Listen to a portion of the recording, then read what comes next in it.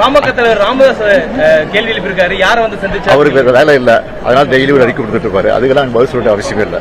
Okay, ஒரு முதலமைச்சர் இவ்வளவு ஆணவத்துடன் பேசுவது அந்த பதவிக்கு அழகு கிடையாது.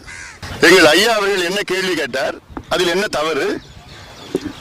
கௌதம் அதானியை உங்கள் இல்லத்தில் எதற்கு நீங்கள் ரகசியமாக சந்தித்தீர்கள் என்று கேட்டார். இது என்ன தப்பு இருக்கிறது? எதிர்க்கட்சிகள் கேள்வி கேட்பது எங்களுடைய உரிமை. பதவியில் இருப்பவர்கள் பதில் சொல்வது உங்களுடைய கடமை. அதை விட்டுவிட்டு எங்கள் மருத்துவர் ஐயா அவர்களை அசிங்கப்படுத்தி அவமானப்படுத்தி இருக்கின்றார் முதலமைச்சர் அவர்கள். இது எங்களால் ஏற்றுக்கொள்ள முடியாது. மருத்துவர் ஐயா அவர்கள் இல்லை என்றால் உங்கள் தந்தை 2006 முதலமைச்சராக இருந்திருக்க முடியாது. மைனாரிட்டி அரசு என்று ஜெயலலிதா அவர்களால் தொடர்ந்து விமர்சனம் செய்த அந்த காலத்திலே எந்த எதிர்பார்ப்பும் இல்லாமல் உங்கள் தந்தைக்கு நாங்கள் முழு ஆதரவு கொடுத்தோம். அதனால் தான் 5 ஆண்டு காலம் உங்கள் தந்தை முதலமைச்சராக இருந்தார். உங்களையும் துணை முதலமைச்சராக ஆக்கினார். எங்கள் மருத்துவர் ஐயா இல்லை என்றால் உங்களுடைய தந்தை கலைஞர் அவர்கள் இன்று மரீனா கடற்கரையிலே அடக்கம் செய்திருக்க மாட்டார்கள். மணிமண்டபம் அங்கு வந்திருக்காது. மருத்துவர் ஐயாவால் தான் நாங்கள் போட்ட வழக்கு அன்று இரவு நாங்கள் அதை திருப்பி பெற்றோம். அதனால்தான் அந்த வழக்கு நடந்து நீதிபதி கலைஞர் அவர்களை மரீனா கடற்கரை அடக்கம் செய்யலாம் என்று தீர்ப்பு கொடுத்தார்.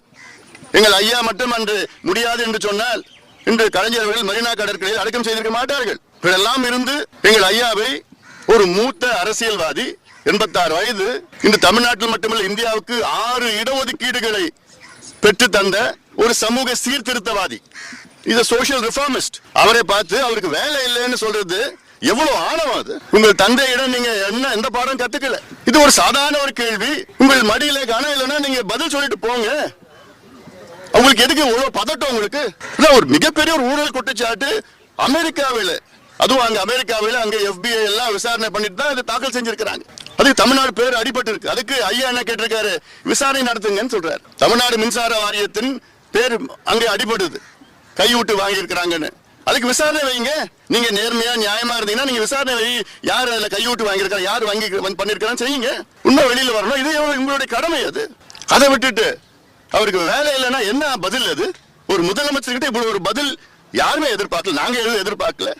எங்களுடைய மூத்த மருத்துவர் ஐயா அவர்களை அவமானப்படுத்திய முதலமைச்சர் அவர்கள் வருத்தம் தெரிவிக்கணும், மன்னிப்பு கேட்கணும். இது குறைஞ்சபட்சம் அவர்கிட்ட நாங்க எதிர்பார்க்கிறோம்.